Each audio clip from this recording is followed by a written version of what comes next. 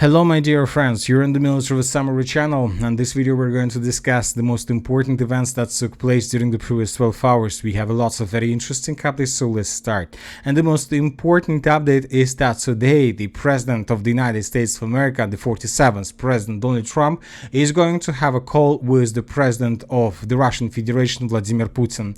This call is going to take place at 6 p.m. of Moscow time, and this call is going to take place at early morning of the US time. And during this call, the presidents are going to discuss lots of questions, and the most important, they're going to discuss the possibilities on the reach an agreement on a peaceful settlement in Ukraine. That was stated at least by Trump. Also, they're going to talk a lot about different things, about territories, about access to the Black Sea, about the Zaporozhye nuclear power plant, and many other questions and many other different topics will be discussed during this possible call. Another important thing and detail that I would like to point your attention is that today, the 18th of March of 2025, and according to, let's say, Russian law, this is the day of the reunification of Crimea with Russia. So this is probably a holiday. This is a very important date for the Russians. And 11 years ago, the Crimeans voted on the referendum, and according to the results of that referendum, Crimea has became a part of the Russian Federation 11 years ago. So lots of experts, lots of people are saying that due to the fact that Trump decided to call Putin exactly in this date, this means that most likely Trump is going to recognize Crimea as a part of the Russian Federation, as a part of this deal between Russia, Ukraine, and the United States of America. So this is a very interesting piece of news. Another important insight that we got during the previous night regarding the access to the Black Sea. If you remember, yesterday we were talking that according to several sources, according to Trump himself, there are several issues that the parties haven't, let's say, discussed and haven't found a solution yet, about the Zaporozhye nuclear power plant and about the access to the Black Sea, and of course about the territories. So I was wondering what exactly the sides haven't found regarding the situation with Odessa and the access to the Black Sea. And today we got report that one of the Russia's demands is that the Russians will have possibilities to create their own military base on the territory of Odessa port. So basically, one of the Russia's demands is that they will control the port infrastructure of Ukraine, of Odessa region, after the peaceful settlement of the conflict. So this is a very interesting piece of news, because since the beginning of the special military operation, we've been talking a lot that the Russians can't stop the special military operation until they get access to the Odessa and to the Odessa port. And now we see that the Russians included Odessa and Odessa port as a part of demands, as a part of requirements for the peaceful settlement of the conflict.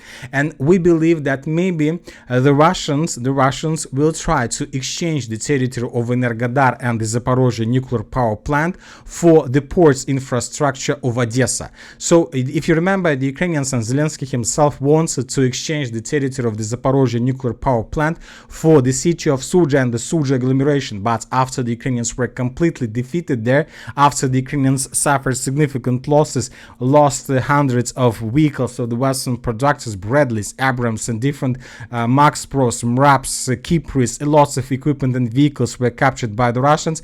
After the Ukrainians suffered this significant defeat, we understand that there is no place for this deal to exchange the territory of Sudzha for the territory of Energodar. But now we see that the Russians probably have some idea, because as we discussed in the previous videos, the Russians basically they don't need the territory, they don't need this Zaporozhye nuclear power plant, because the Russians, to supply all these regions, found a solution how to do this. There are no problems with electricity on these territories. So the Russians are interested in exchanging of these territories, but for something very important and something very valuable. So we believe that maybe the Russians will try to propose the United States of America to Trump to exchange the Zaporozhye nuclear power plant for the port infrastructure of the city of Odessa. So very interesting situation. Anyway, let's wait and see what is going to be next, because Zelensky, as we discussed, found another solution on how the territory of Energodar and the Zaporozhye nuclear power plant could be exchanged. And according to fresh plan of Zelensky, he can do this to exchange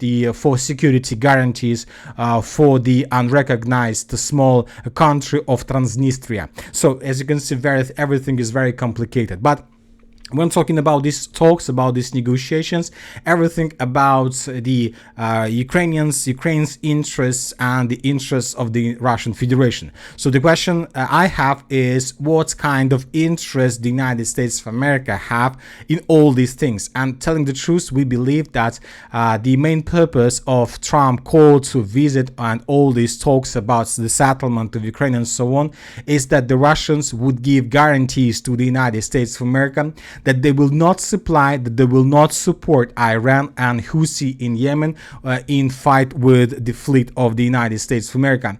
You know that today we got a very important statement that just in the US Fifth Fleet has entered a period of sustained combat operations in the SATCOM area of responsibility. You know that the United States of America yesterday started bombing and attacking the terrorists on the territory of Yemen, and the United States of America and Donald Trump himself published a lot of statements regarding Iran, saying that if Yemen counterattack the fleet of the United States of America, this counterattack or any single missile sent by Yemen will be considered as a missile sent by Iran. So of course we see that the situation here is getting worse and worse, and we see that everything is coming to let's say direct war probably between the United States of America and Iran itself.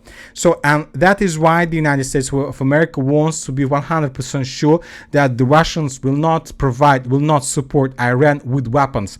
The most important, with coastal missiles that can be used by Iran to attack the fleet of the United States of America. So basically we can say that the United States of America wants to force or to ask the Russians not to do the things that the United States of America have been doing since the beginning of the special military operation regarding Ukraine, regarding ATACMS missiles, Patriots, air defense systems, and many other different arms that were sent by the United States of America during Joe Biden presidency to Ukraine with the purpose to attack deep inside of Russia. So now Donald Trump wants to make a deal where the Russians will not do the same with Iran, because the Russians, as you know, have a lot of weapons, lots of arms, like a complex like Bastion, like Onyx hypersonic missiles, lots of weapons, lots of arms that can be a very big headache for the United States of America if they decide to intensify their activities against Iran. So we believe that the main purpose of the negotiations, and this is exactly the interest of the United States of America in this deal with the Russians, to sell Ukraine in exchange for not supporting and not sending weapons to Iran during possible conflict and possible additional escalation in the Middle East. Anyway, let's wait and see what is going to be next, but you know, the situation is getting worse and worse.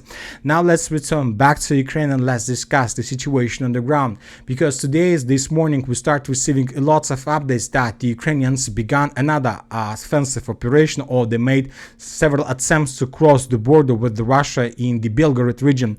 The source reported that the Ukrainians attacked the settlement of Demidovka, the Ukrainians attacked the settlement of Grafovka, and of course the Ukrainians tried to attack the settlement of Prilesya.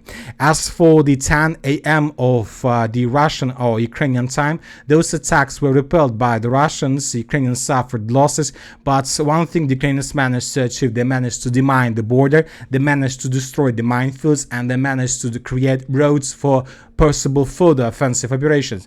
You know that currently this is the vital question for not just for Ukraine, Zelensky. This is the most important question for Syrsky, for the commander-in-chief of the armed forces of Ukraine, because today, according to information we have, Zelensky, yes, they dismissed the previous chief of the general staff, and today Zelensky hired or adopted on this position another person. For example, in this picture, we can see how the most powerful people of Ukraine, the Zelensky himself, the second person, Andriy Yermak, and the Minister of Defense, Umerov, had the talks and conversation with the new chief of the general staff of the armed forces of Ukraine, Gnatov. He came to this meeting, he provided his plans, his own understanding of the situation, and some sources are saying that maybe Zelensky is going to replace Syrsky due to the failure on the territory of Sudzha. So Syrsky can be replaced, and obviously this is something that will never be accepted by Syrsky. He is not a person who can be replaced